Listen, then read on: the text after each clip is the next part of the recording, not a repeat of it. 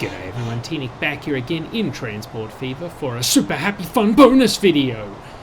If you are watching this, I hope you have gotten to the end of the other video where I put out a plea for people to tell me what was wrong with the Metroliner and, well, why it looks so weird. Turns out this is a bit of a glitch in the way the game handles the Metroliner.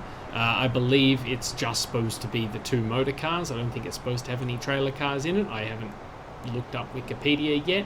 But yeah, this is not how it's supposed to be. It's supposed to be the way the other ones are built. So obviously the bloke that reskinned the base game model, which you see in front of us, also configured it so that it would be built correctly, i.e. with just the two power cars.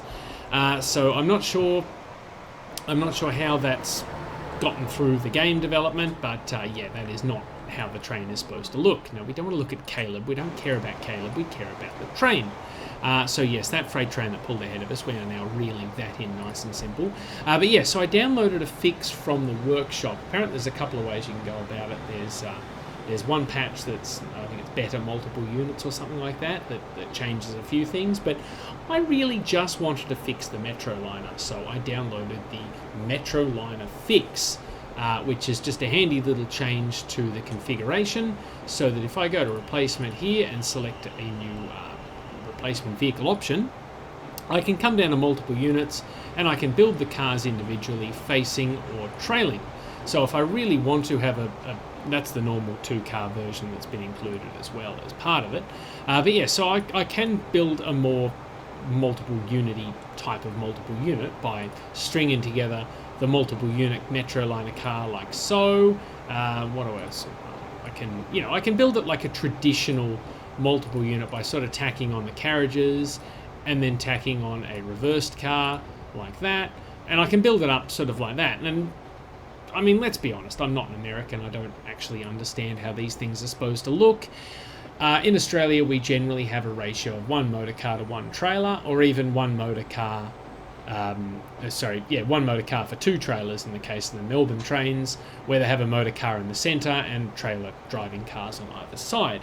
So what I'm going to do is I'm just going to string together a possibly entirely fictional type of train, but one that I think looks pretty spiffy, unless you happen to be an American railroader.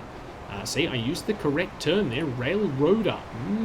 Bonus points for the bonus video. So yeah, that's a thing that we're going to do. It's probably completely wrong. I really should have looked up Wikipedia before doing this, but I just wanted to do it and be done with it. So we're going to go ahead and replace them all with a proper 8-car multiple unit, because I figure they wouldn't have made the trailer cars available if they didn't exist in real life, unless they do specifically exist only as loco hauled stock. I mean, we know this game is developed by Europeans, so it's entirely fair enough that there is a chance that, perhaps they got it wrong.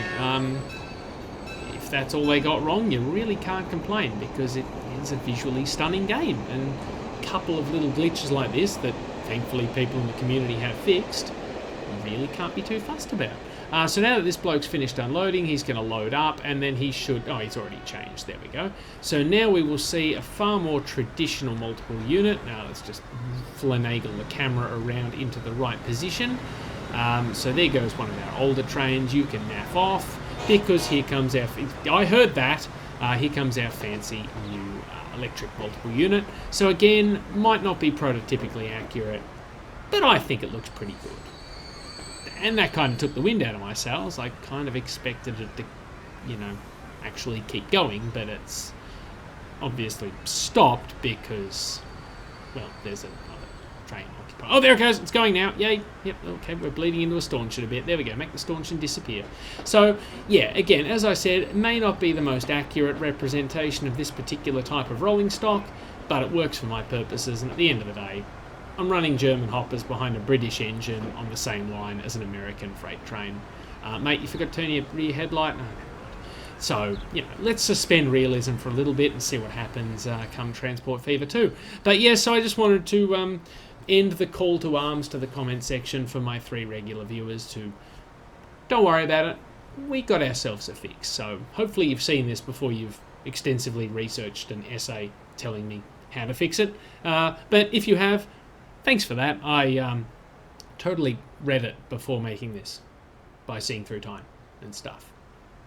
Anyway, that's all for the bonus video. Thank you for your patience, and as usual, see you next week. Later days.